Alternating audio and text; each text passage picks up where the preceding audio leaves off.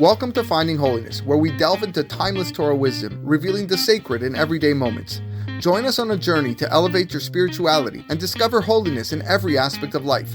I'm your host, Rabbi David Kadosh, and together, let's embark on a path of spiritual exploration. I hope you enjoy this next episode. Okay, Chodesh Tov, everybody. Midst of another storm, we'll see how this one plays out. Hopefully not too drastic or damaging like the last one, but we'll see. Perek Yud Gimel in Masechet Yevamot, Mishna Gimel. We are in the middle of a perek that discusses mi'un. We started yesterday the laws of an orphan girl who has the right to refuse a marriage that was, offered by her mother and brother after her father died. So we're continuing with interesting laws here. Mishnah Gimel. Rabbi Eliezer Omer. Rabbi Eliezer ben Yaakov Omer. Kol akava shehi min ha'ish. Any time that the orphan stays, this orphan girl stays in the marriage because of the man, meaning she doesn't, she's not the one that ends the marriage because of a mi'un. She doesn't refuse, but rather he's the one that divorces her. So it was a prearranged as she was young, but he's the one who decides, I don't want it, and gives her a get, divorce. Ki'ilu hi ishto. We treat that failed marriage as if they were actually married, and this girl was his legal wife. And we'll see what the ramifications are about that. V'chol akava she'ena min ha'ish. But any time that the stay in that marriage was not a result of him, but it was that she ended the marriage through the mi'un, the refusal, ke'ilu ena ishto. We treat her as if she was never legally his wife, and Mishnah Dalet is going to explain what the consequences of such are. Hamema'enet ba'ish, when a orphan girl makes mi'un to the husband and ends the marriage, like we said, we treat as if they were never married. Therefore, hu mutar bikrovotea v'hi muteret bikrovat. The former husband is now permitted to marry her relatives, and she is permitted to marry his relatives. This wouldn't have been the case if they were indeed married, legally married, which we're going to see soon. Velo pesala min hakeuna, and the mi'un also does not disqualify her from marrying a kohen, as a normal divorcee would be prohibited from marrying a kohen. She's not labeled as divorced. She's not considered divorced because this marriage was not legal, because she performed the mi'un, and therefore she can now go and marry a kohen, no problem. Natan la get. If, however, he ended the marriage by giving her a get, by giving her a divorce document, we said that the marriage is considered legal, and therefore, hu asur bikrovotea vehi asura bikrovav. He is forbidden to marry her relatives. She is forbidden to marry his relatives. Upsala mina keuna, and also she is now disqualified to marry a kohen because she's now divorced, and a kohen cannot marry a divorced. Now, natan la get vehechezira. If the husband ended the marriage, gave her a get, but then he thought about it again. Oh, you know what? Cute little girl, pretty. She's going to grow up to be someone good, very smart. I want to remarry her. So he remarries her after he gave the get. Me'anabo, at which point she says, nah, you know what? I want out. And she refuses. So again, there was this prearranged marriage. He divorced her, but then took her back. And now she chooses to perform mi'un. Veniset le'aher. And this girl married someone else, venit armela or nitgaresha, and either became widowed or was divorced. Muteret lachzorlo, big chidush. She can go back to the first husband, even though she went and married somebody else, because since she made a mi'un, since her whole separation from the first husband was as a result of a mi'un, it wipes out their entire marriage. It's as if they were never married. Normally, in a case, if a woman gets remarried to somebody else, she can never go back to the first husband. But in this case, since the first husband, that marriage was ended through mi'un, it retroactively erases both the first marriage and the second marriage, and she can go back to the first husband. It's a huge chidush. However, me'ana bo ve'chezira, if she made mi'un to end the first marriage, then the husband took her back, and she agreed, and natan la get, and then gave her a get to end the marriage the second time. And then she got married to another guy, and either she was widowed or divorced. Asura lachzor lo. Now she can no longer go back to the first guy because he ended it through a get, and therefore the marriage was valid, and she can't go back. Ze haklal. This is the rule. Get ahar me'un asura lachzor lo. When a get comes after the mi'un, she is forbidden to go back to him. Mi'un achar get muteret lachazor lo. However, if the mi'un comes after the get, then she's permitted to return to him after marrying someone else. Okay.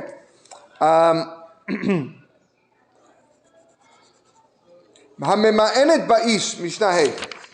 Hamema'enet ba'ish. If an orphan girl made mi'un to her husband, veniset le'acher, and then married another person, ve'geresha, and he divorced her. Le'acher, then she married another person, that's man number 3. It's another one of those crazy Mishnayot. She married a third man, ume'anabo, and made mi'un to him. So number 1 and number 3, she did mi'un. Husband 2, the husband divorced her. This continues. Le'acher, she married number 4, ve'geresha, and number 4 divorced her. And then le'acher, she married number 5, ume'anabo, and she performed mi'un on number 5. This is not a girl that is desired by any means. Nevertheless, mind you, I can't say that. It's 2 divorces and 3 mi'uns. So yeah, 2 guys didn't want her, but she didn't want the guy 3 times, right? Now wait a second. All this time she's underage. All this time she's underage. All this time, you're right. Can she be underage and get a get from a man? Yeah, he can end it through a get. He can end it through a get. Now remember, this is all going according to the opinion of Bet Hillel, who says she can keep on doing this. If you remember, the opinion of Bet Shammai that we learned yesterday, Bet Shammai said we don't treat the girls like hefker, right? That once she performs mi'un once, that's it. She has to now wait till she gets older in order to get married and then decide. So that's why we follow Bet Hillel. This is why the Mishnayot are going like Bet Hillel. So we got 5 men. Numbers 1, 3, and 5, she performed mi'un. Number 2 and 4, he performed the get. He gave her the get.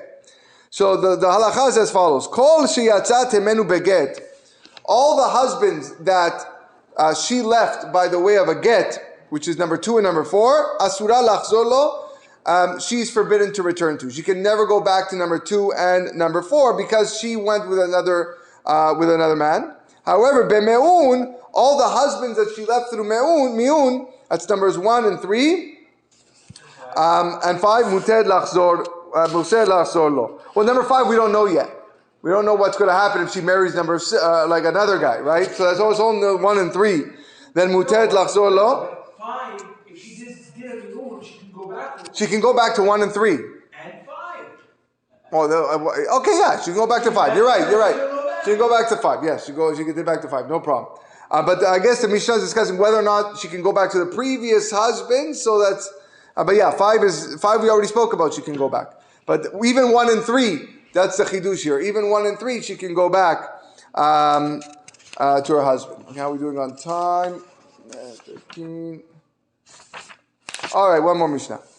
Now, hamgaresh et haisha vechezira. If a man divorces a woman and then remarries her, muteret layabam, and that man dies without children, she's permitted to the husband's brother, even though the first marriage ended in a divorce. Okay, in fact, they brought her back as a wife. Now she goes back. She performs yibum. You said originally that if you get a divorce, you cannot remarry that same man. But she didn't remarry someone else yet. Oh, right. He took her back right away. Right. So that's the opinion of the Tanakama. But Rabbi Eliezer Rabbi Eliezer says, no, she's forbidden to the Yavam. It's a rabbinical It's a rabbinical decree, and we'll see later why. Similarly, if a person divorces an orphan girl who was given by marriage by her mom or brothers, and remarried her, and then he died without children, she's permitted to the yabam, to the brother, the deceased brother. Rabbi Eliezer osir. Rabbi Eliezer prohibits this through rabbinic decree. Ketana shehisiya avia venit karsha. Now, let's say a girl, orphan girl, she gets, her father marries her off, which is a biblically legal marriage. Okay, if the husband divorces her, the marriage is totally legal. But here's the thing: if she gets divorced by the husband, she is no longer under the control of the father. Okay, we call this an orphan bechaye avia. She's an orphan even though her father is alive. Okay, so now you have an underage girl, a ketana, shisiya avia. Father married her off. Venit garasha, and now the husband divorced her. She's 10 years old. Husband divorced her. Ki yetoma bechaye av. She is like an orphan while her father is alive, because her father now can no longer dictate what she can do. She can marry another man on her own, but that marriage is rabbinically valid because she's not yet an adult. We'll see here. Hechezira, if the husband remarries her while she's still underage, that second marriage is not biblically valid, it's rabbinically valid. And if the husband dies without children after the second marriage, divrei hakol asura layabam. Everybody agrees, even the Tana Kama and Rabbi Eliezer, that she is forbidden to the yavam, to the brother, because the first marriage was valid under biblical law. She became biblically forbidden to the brother, and she remains forbidden to him as an erva even now after second marriage. Oh. Can the minor girl cohabitate with a husband while she's still a minor? I know she gets married off at 3 years old, 5 years old, 7 years old. There's got to be some sort of rabbinical decree as to when cohabitation can occur. That's a big question. That's a big question. There are different levels of, there's na'ara, then there's bogeret, and then there's a full-fledged lady. Anybody over the age of 12 is considered a valid woman. Okay, all right? So you're talking like a 4-year-old type of thing? No. If she's 9 years old, she gets married off by her sister or brother, and now can the man cohabitate with her because she's married to him? Should be no. Legally? Should be no. No. What takes place? Torah law, yes. Torah law, yes. Legal. It's a legal marriage. It's a legal marriage. 5 years old. Again, anything. Why is not put a rabbinical decree upon age limit? Even though you get married early, 5 years old. They wait till the age. Normally, they wait till the age where they can bear children, which is 12ish. Yeah, 12ish. And that's what they wait for. So you could take them in marriage as an acquisition, as a lekiha. Okay. So the rabbis would have seen that there's pedophilia that could happen here, and so they should have deemed that would be. I'm going to ask you to hold off to Masechet Ketubot, which is next on the list, and then also Kiddushin. Although I don't know if we're going to get it before the Mishnah season is over, because we are going to eventually go to summertime. But there's a lot that's discussed over there as well. And the halachot are complex. There's no question. Some of the stuff are hard to understand. Because the Mishnayot talk about how a girl who loses her virginity under the age of 3, that virginity will come back. Meaning any betulim. I'm saying anything that can pierce a woman's virginity at that age, whether it's a forceful cohabitation or it's even an accident, it will go back. These are all sugyot that are talked about in the Mishnayot and the Gemara. If a person gets married and finds out that his wife was not a virgin, right, and he claims this is not what I signed up for, okay, And it all depends on when indeed this happened. Could have been an accident. But one thing we know for sure: if it took place before 3 years old, then it would the virginity would grow back. Versus if it was after 3 years old, then she could lose her virginity based on either a cohabitation or some other means of a force of which we'll learn about when we get to other Mishnayot. Okay,